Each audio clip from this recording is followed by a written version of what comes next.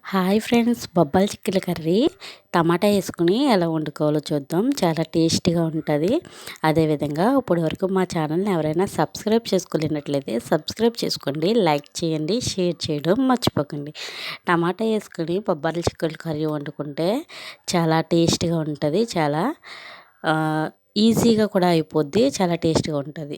అది ఎలాగన్నది ఇప్పుడు చూద్దాం.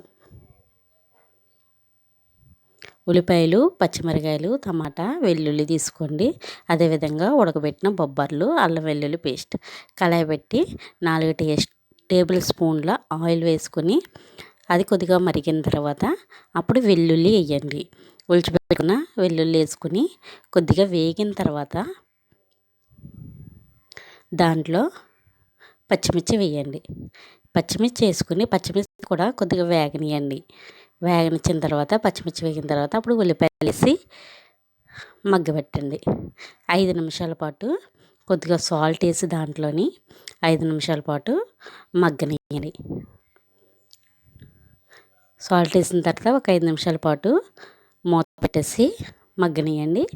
మగ్గిన తర్వాత బాగా ఉల్లిపాయలు వేగిపోయిన తర్వాత అప్పుడు బొబ్బర్లు వేయండి. బొబ్బర్లు కూడా అదే ఆయిల్ వేసేసి ఉడకబెట్టిన బొబ్బర్లు అదే ఆయిల్ వేసేసి ఆ బొబ్బర్లతో పాటుగా అవి 2 నిమిషాలు వేగిన తర్వాత అప్పుడు టమాటా కూడా వేసుకుని టమాటా కూడా 2 నిమిషాలు వేగనియండి.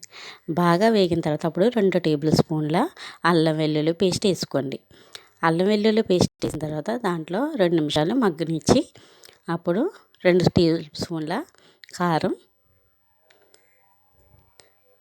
వేసుకొని కారం వేసిన తర్వాత ఒక పెద్ద గ్లాసుడ వాటర్ వేసుకోండి. ఒక పెద్ద గ్లాసు వాటర్ వేసుకుంటే సరిపోద్ది. ఎగిరి కర్రీ కదా.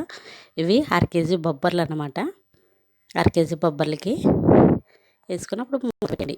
అప్పుడు 6 మినిట్స్ 6 నిమిషాల వరకు మూత పెట్టి మగ్గనియండి. బాగా 6 నిమిషాలు సరిపోతుంది. అప్పుడు పెద్ద మంటలో కానీ సిమ్లో కానీ పెట్టుకుని శుభ్రంగా బాగా మగ్గనియండి. బొబ్బర్ల కర్రీ చాలా టేస్ట్గా ఉంటుంది ఫ్రెండ్స్. చూడండి ఎంత బాగా ఉందో, రుచిగా ఉంటుంది.